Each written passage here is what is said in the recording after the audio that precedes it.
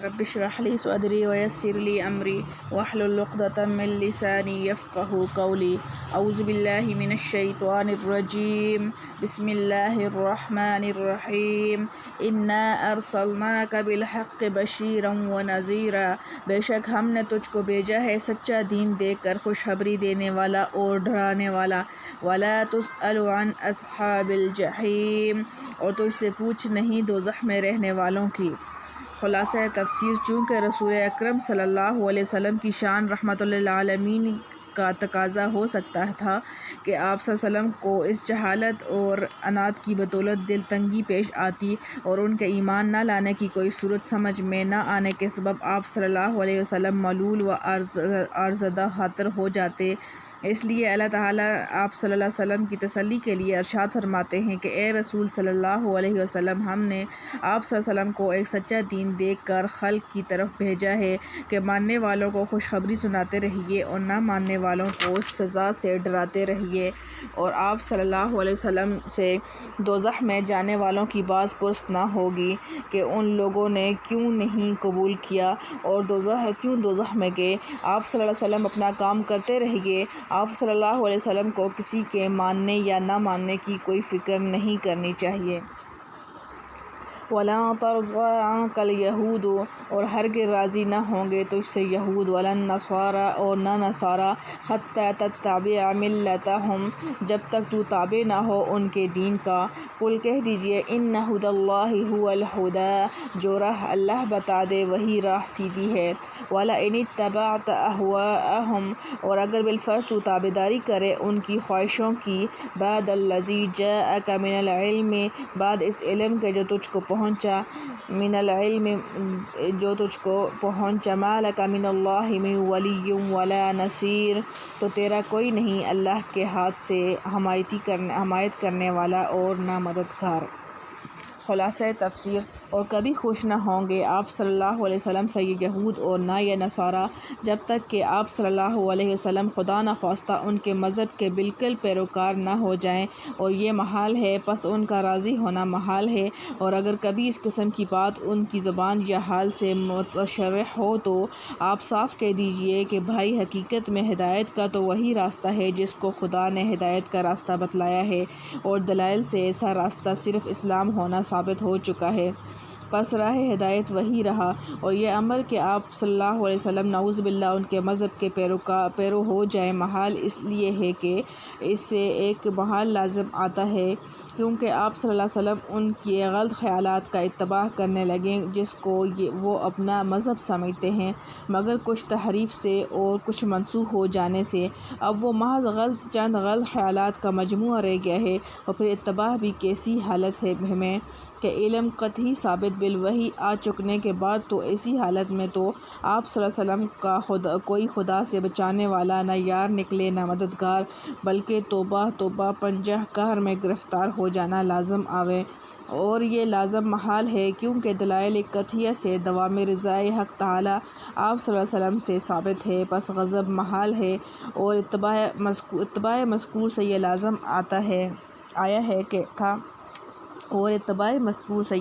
آیا تھا،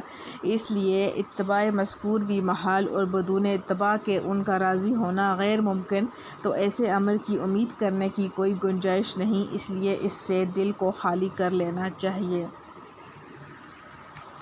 الذین آتیناہم الکتاب وہ لوگ جن کو دی ہم نے کتاب، یتلونہ حق تلاوتہ وہ اس کو پڑھتے ہیں جو حق ہے اس کے پڑھنے کا، اولئک یؤمنون بہ وہی اس پر یقین لاتے ہیں، ومن یکفر بہ فاولئک ھم الخاسرون اور جو کوئی منکر ہوگا اس سے تو وہی لوگ نقصان پانے والے ہیں۔ خلاصہ تفسیر اس آیت سے پہلے کی آیت میں معاندین اہل کتاب کا ذکر اور مخالفین کے ایمان سے کلی مایوسی کا بیان تھا، اس کے بعد حسب عادت قرآن انصاف پسند اہل کتاب کا بیان ہے جنہوں نے حق واضح ہو جانے کے بعد جناب رسول مقبول صلی اللہ علیہ وسلم کی تصدیق کی اور آپ صلی اللہ علیہ وسلم کا اتباع اختیار کر لیا، پس ارشاد ہے جن لوگوں کو ہم نے کتاب تورات و انجیل دی بشرطے کہ وہ اس کی تلاوت اس طرح کرتے رہے جس طرح تلاوت کا حق ہے کہ قوت علمیہ کو فہم مضامین میں صرف کیا اور قوت ارادیہ کو عزم اتباع حق میں استعمال کیا۔ ایسے لوگ البتہ آپ صلی اللہ علیہ وسلم کے اس دین حق اور علم وحی پر ایمان لے آتے ہیں، اور جو شخص نہ مانے گا کس کا نقصان کرے گا، خود ہی ایسے لوگ خسارہ میں رہیں گے کہ ایمان پر جو ثمرات عطا ہوتے ہیں ان سے محروم رہیں گے۔ یا بنی اسرائیل اذکروا نعمتی التی انعمت علیکم، اے بنی اسرائیل یاد کرو احسان ہمارے جو ہم نے تم پر کیے، وانی فضلتکم علی العالمین، اور اس کو کہ ہم نے تم کو بڑھائی دی اہل عالم پر، واتقوا یوما لا تجزی نفس، اور ڈرو اس دن سے کہ نہ کام آئے کوئی شخص کسی عن نفس کسی کی طرف سے شیئا ذرا بھی، شیئا ولا یقبل منها عدل ولا تنفعها شفاعۃ، اور نہ قبول کیا جائے گا اس کی طرف سے بدلہ اور نہ کام آوے اس کو سفارش، ولا هم ینصرون، اور نہ ان کو مدد پہنچے۔ خلاصہ تفسیر، اوپر کی آیت تک بنی اسرائیل کے متعلق جن خاص مضامین کا بیان کرنا مقصود تھا وہ تو ختم ہوئے، اب ان مضامین کی ابتدائی تمہید جن کے اجمال کے یہ سارے مضامین تفصیل تھے اس کو دوبارہ پھر بیان کرتے ہیں، جس کا مقصد یہ ہے کہ تمہید کا مضمون خاص یعنی ترغیب کے لیے انعام عام و خاص کا یاد دلانا، اور ترہیب کے لیے قیامت کو پیش نظر کر دینا بوجہ تقرار خوب ذہن نشین ہو جائے، کیونکہ مقصود اعظم کلیات ہوتے ہیں جن کا خود استحضار ان کے اختصار کی وجہ سے سہل اور آسان ہوتا ہے، اور بوجہ جامعیت اور انطباق کے ان کے ذریعہ سے ان کے جزیات کا محفوظ رکھنا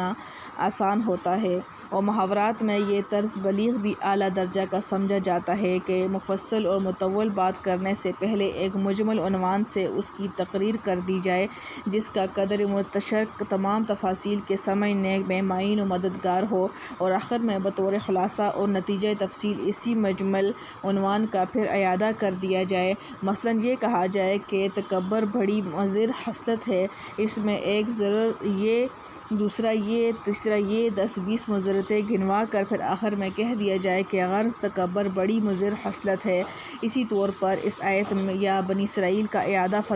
فرمایا گیا ہے، اے اولاد یعقوب علیہ السلام، میری ان نعمتوں کو یاد کرو جن کا میں نے تم پر وقتاً فوقتاً انعام کیا، اور اس کو بھی یاد کرو کہ میں نے تم کو بہت لوگوں پر بہت سی باتوں میں فوقیت دی، اور تم ڈرو ایسے دن سے محض روز قیامت سے جس میں کوئی شخص کسی کی طرف سے نہ کوئی مطالبہ اور حق واجب ادا کرنے پائے گا، اور نہ کسی کی طرف سے کوئی معاوضہ بجائے حق واجب کے قبول کیا جائے گا، اور نہ کسی کی کوئی سفارش جبکہ ایمان نہ ہو مفید ہوگی، اور نہ ان لوگوں کو کوئی بزور بچا سکے گا۔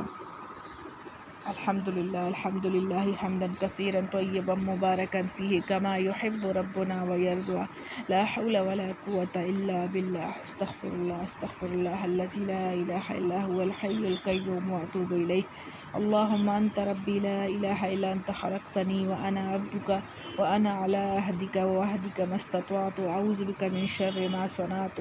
ابوء بنعمتک علی ابوء بذنبی فاغفر لی انہ لا یغفر الذنوب الا انت۔